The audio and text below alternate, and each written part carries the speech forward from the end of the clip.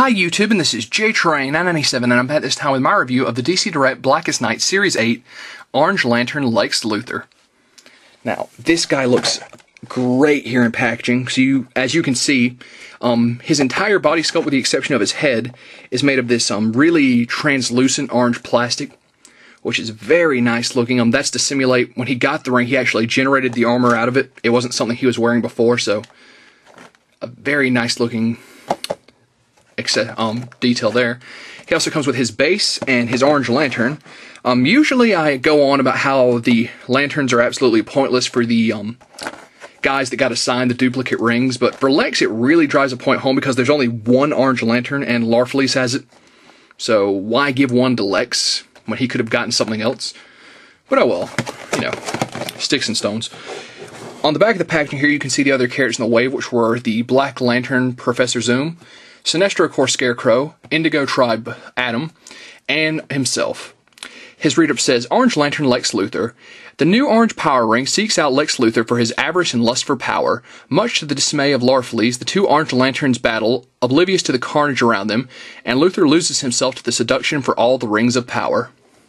Down here you've got Series 1 through 7 listed, of course this being Series 8, and I believe the final series of Blackest Night.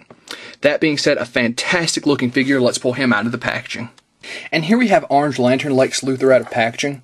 Now, his Orange Lantern, so I've already said, I usually, when I get these things, I'm like, well, if I ever get around to customizing a figure, or I could always use the lanterns again, but with the Orange Lantern, you really can't. There's only one, and it's Larfleeze's, although it did just get eaten by Hector Hammond in the comics, but oh well. Point being, two in your display, well, it wouldn't really make a difference. It wouldn't be accurate, and me being a huge fanboy, I'll probably end up tossing this in a spare parts bin.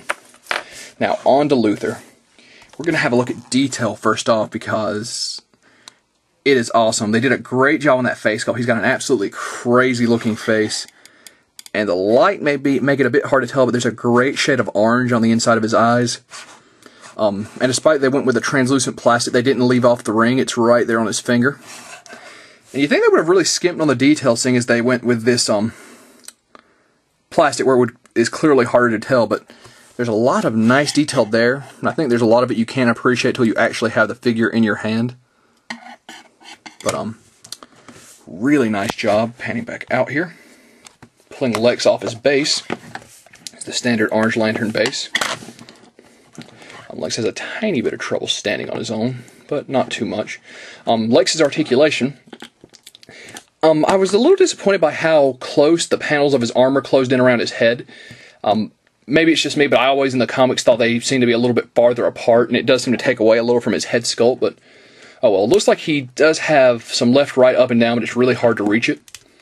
But other than that, he has a surprising amount of articulation for a Blackest Night figure.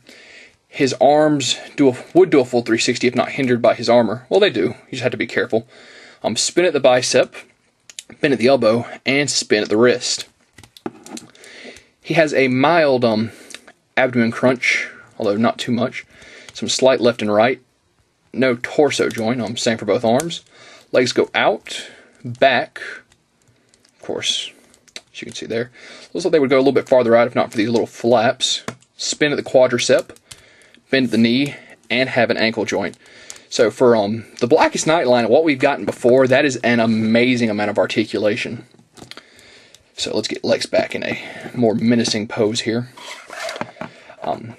Get him put back on his foot peg. So the Blackest Night line, coming to a close with this series, I believe, is running you around $17 at your local comic shop. By far, Lex is definitely one of those figures that's going to be a must-own from the line. He's an awesome figure. The detail on him is amazing. Now, that brings me to one of my other points. There is going to be an entirely Blackest Night line in DC Universe Classics Wave 17. I think this is absolutely pointless, seeing as not only do we have an entire toy line devoted to Blackest Night, we also have Green Lantern Classics, which, in all fairness, should really get the Green Lantern theme line. A DC Universe one seems to be overkill, but there will be a Orange Lantern Lex Luthor in that series. So I know some people out there will wait for that guy. Personally, this guy's great. I love him. $17 to $20 is a steal and an absolute must-own. And this is JTrain997 saying I'll see you soon, YouTube.